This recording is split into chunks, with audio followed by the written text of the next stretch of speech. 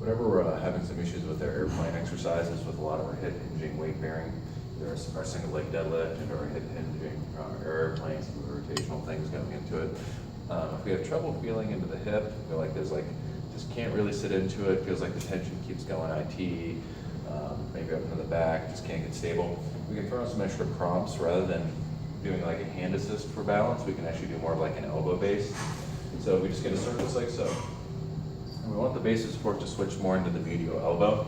So as I'm getting on my foot and I'm kind of getting into the position where I'm going to start my hip hinge, I'm going to give like a little bit of support more from the elbow rather than the hand.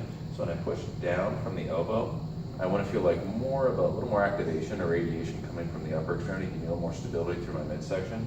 And then from here, we also want to try and sit back into the hip a little bit more, so we can get a little bit of a load more through the posterior hip musculature, with a little bit of balance aid and that extra stability driving from the medial elbow support. We want to see if we can feel a little bit more back into the hip, kind of sink into it a little more naturally. So when we dip down into the adduction, internal rotation, flexion, and get back out of it, out of the hip, kind of crease back and forth. So see if we get a better contraction and dig into the hip where we're trying to get some activation, rather than get more of a splinting effect through our IT and parts of our spine. Also, when we hit to the bottom here, as always, maintaining our foot tripod, even pressure